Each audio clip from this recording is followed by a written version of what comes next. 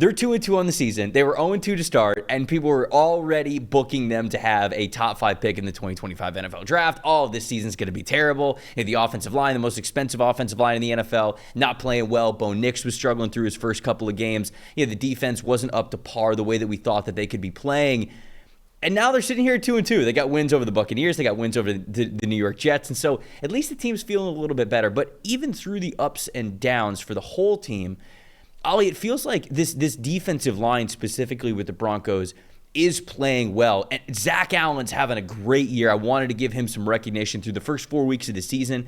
He has been a big addition to that Broncos defensive line, and I think they've been able to work a lot of things through him. But when you have watched this Broncos defensive line, I don't think it's gotten enough credit for them being 2-2 now on the season. We like to talk about the flashy positions, obviously, Sean Payton being the head coach, the narratives around Bo Nix as the starting rookie quarterback. But it really is, it's this defensive line that is giving them a higher floor on the defensive side of things. So when you looked at the Broncos defensive line, what have you thought about this unit overall? Some things that you love, maybe some things that you don't, some individual players, everything like that. I feel like they deserve a little bit more of a deep dive here. Yeah, they've been really, really good. I mean, the interior, those three guys they kind of roll through, Zach Allen, DJ Jones, John Franklin Myers, have become one of the most fun watches you can have every week. And the thing I love about them just as a group defensively, the entire defense, just in watching them, it is like everything you want to see when you turn a team on, for me at least, defensively, which is just smooth and controlled in the secondary. Everyone knows their jobs. They kind of are running at a normal speed. And then it's just a hand grenade in the middle of the line of scrimmage. It's just everything is erupting, guys attacking from different angles. And I think to your point, a lot of this, and I am a huge Vance Joseph. I think he's a really talented, clever, creative play caller, designer, all that stuff. And they throw everything at you. We know that, right? He's going to throw all the pressures, the sims, the blitzes, the works. But they've just been really impressive up front. I think it kind of gets knocked to the side that it's, Vance must be doing that. They got a good cover corner. The safeties have played really well. So that must just be, scheme, and then it's all clean up stuff from the defensive line.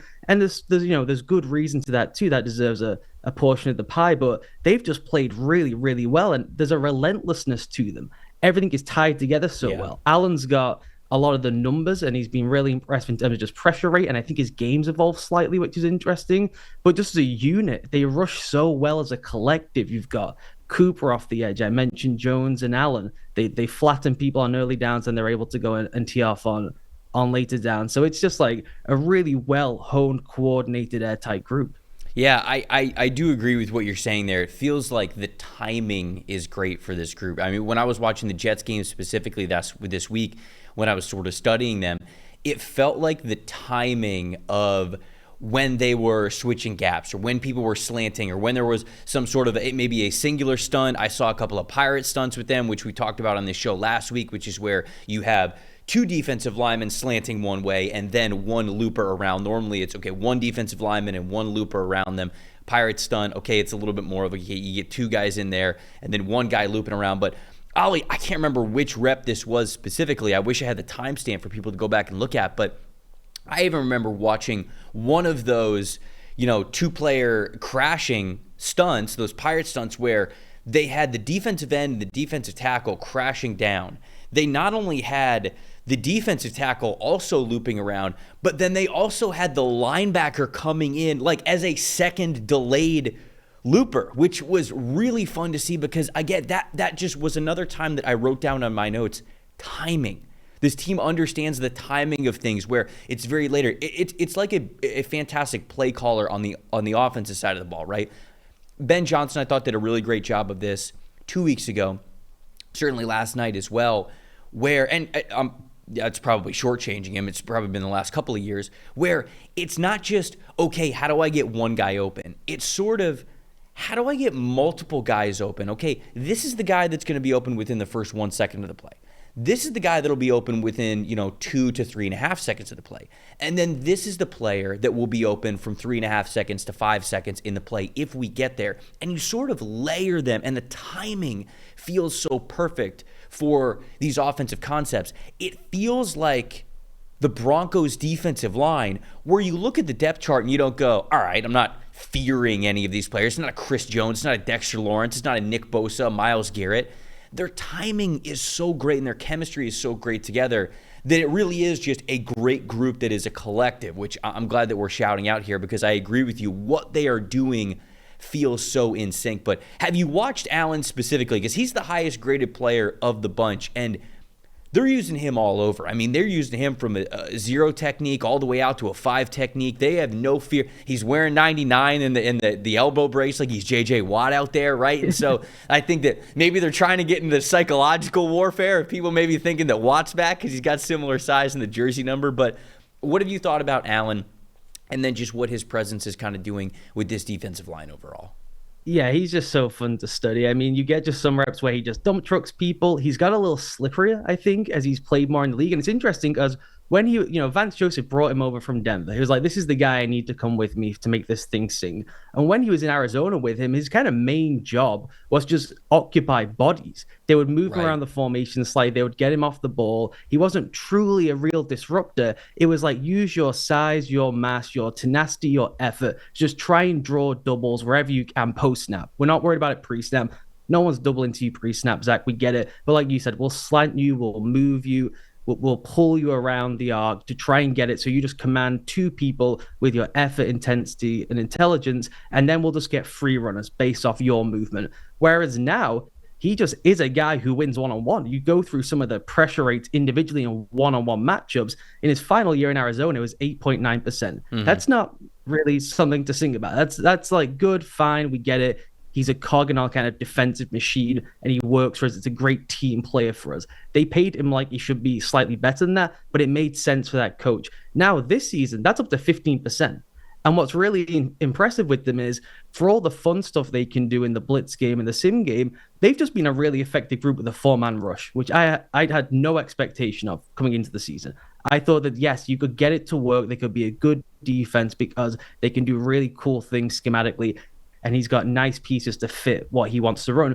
I did not have a belief that when it got to 3rd and 8, 3rd and 9, if they wanted to, they could just tee off and go, and that they'd be able to have this kind of pressure rate that they have this season. So it's really impressive. I just want to come back quickly to what you mentioned before, because it's a really brilliant point. We've seen teams all around the league now. They have to figure out, right, we've got these quarterbacks who like to move. So they run these designs they call it a multi-progression passing game, essentially. You put 2 different route concepts to each side of the field. This one's a quick game side. This one's more of a slower developing play. So if you move, it's not just like a freak out scramble drill. You're moving with your feet into a secondary concept that, develops down the field. You're seeing this more and more as defense have to approach how do you attack those kind of things, right? We saw this first with Lamar. We saw it with Mahomes of getting these layered pressures and these layered designs. But it just takes so much discipline and effort from the players and the buy-in. And when you have the kind of blitz rate that Vance Joseph has, which I haven't checked this week, but I think it's still 50%, somewhere around there. I just checked right here. They're 3rd in the NFL in total blitzes called. So whether it's 50% this past week, they obviously are a team that blitzes quite a bit. Yeah. So the expectation then, if you're at the line of scrimmage, Aaron Rodgers, they had 50-yard dropbacks. He's trying to scan and figure everything out right. He's running the play block down a ton. Is you just expect all that thing to rip off the ball right away. So much of it is pretty basic, like double mug presentation. It's not really wild things in terms of the how it sets up and aligns pre-snap. You just expect that thing to be bang, bang, and I got to go, right? You're not expecting it to be, okay, one drops, one comes, and then here comes a loop around the edge. But wait, the interior guy's looping around the other interior guy, and now I've got a really big guy right in my face where I'd like to climb through. So the point you made about the layering of what they're doing is really impressive stuff from the coach, but it is, to me, like, that is like all fun and games on the whiteboard. If those guys haven't got it timed right, you mentioned the chemistry, aren't just playing their asses off the ball to like command the double so that then you can get a free runner moving. It's just all working so well in sync right now between staff and players. Yeah, I think that when people talk about certain coverages, that I think people are getting better at identifying things like, okay, we're playing man on the top and then we're playing zone on the bottom, right? I mean, so you're sort of splitting the coverage in the play because you like that matchup maybe on the top, you like more numbers on the bottom, whatever it is. And so you're almost splitting coverages. And I think that people are recognizing that a little bit more, explaining that a little bit more. I don't often hear that with defensive line play specifically. And to what you said, if Joseph, who the more pieces you have, attacking the pocket, the more creative you can get, right? You don't just have to just say like, okay, just everybody run in a straight line, numbers game, we're just going to beat them outright, which they've been able to do. I think to your point, there's a couple of guys on the team that have above a 10% pass rush win percentage. Zach Allen would be one of them. John Cooper's another one. I think DJ Jones is the other one that's right around 10%. You can get pretty creative where, like you said, almost you're running one sort of stunt concept to the right side of the defensive line, and then maybe like a smaller version of that, or maybe something that's just like a straight up rush on the other side. And so that puts so much stress on specifically, I think, the center and the quarterback to try to identify things pre-snap, absolutely. But also post-snap, right? Because then you might go, all right, well, they've got more numbers over here, so we're going to slide protection to the left because they've got more numbers this way. But then as the center maybe takes his first two steps over here, he's realizing, wait a second, we've got a stunt concept to my right, and I've got to pick this guy up. He's coming in. I've actually got to step in here, and then something might be a little bit layered the other direction. Vance Joseph's experience as a defensive coordinator is really showing up here. Now, I think my final question for you and just kind of how you've seen the Denver defensive line playing, I understand the phrase, if it ain't broke, don't fix it, right? Until somebody figures it out, you probably want to keep making your fastball your main pitch here. But are the Broncos, do you think, going to stay as blitz heavy as they are right now? Because I looked it up and I wondered, if they're blitzing so much, but I actually like what they're doing a lot with the front four, is maybe their coverage grade a little bit lower? Are they going to say like, hey, I think maybe we could blitz a little bit less, we can win more with our front four that are there, allocate a little bit more resources to coverage, but they're actually a pretty decent coverage team as well. Now, I know week 4, it was a downpour, so it's not like Aaron Rodgers was throwing all over the yard, and so obviously you're not going to have great coverage. You're not going to have bad coverage grades when the other team can't really complete a pass. But even with that being said, do you think that the identity of this defense and this defensive line is always, or for the most part throughout 2024, going to be predicated on that blitz? Is that just a Vance Joseph DNA thing, or is the front four maybe playing well enough to, you could see them back off the blitz a little bit and maybe trust that front four a little bit more? Yeah, I think it's who he's going to be and what is, when you see just like a blitz rate and they blitz a ton, you kind of have to tie it to how often do they sim and how often do they get into looks they want to blitz anyway, because you want at least the perception for the quarterback, the center you mentioned, to assume blitz is coming.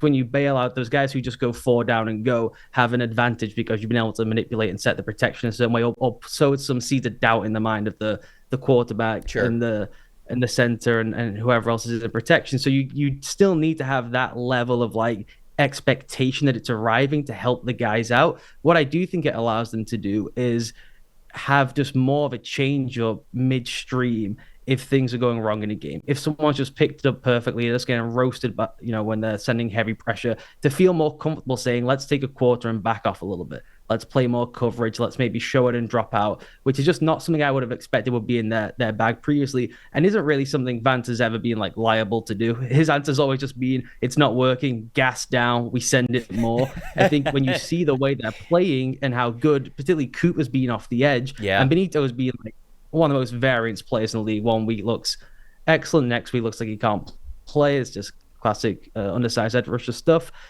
There should be more confidence, I think, that they can do that. But when that's your core identity, and one of the main things they do is make you just wash out eligibles all the time. We're going to crowd the line so much that you just have to keep 2 extra guys in. And it's the secret sauce, Trev, that we should come back to at some point in the league right now. The amount of people whose like base design is one mugged guy stood wherever the back is, that mugged guy is going to stand there, and we're going to bring some pressure from the edge. Usually just they creep a guy down, everyone's blitzing the slot a ton, or you send him, a bit of a disguise to put those backs in a bind. The bind these backs in right now, it is like the great differentiator between the offenses right now. Guys who can pick up that 2-scan go, Saquon, Karen Williams, these kind of guys. And people like when you watch the Jets and everyone's just lost and all over the place, even just having that doubt, right, means, well, now we're taking eligibles out of the game. So now our coverage is probably better because we got more guys back there than they have. And if those guys do release out late, or we've at least set the protection, when we're allowing our guys who are really great effort players,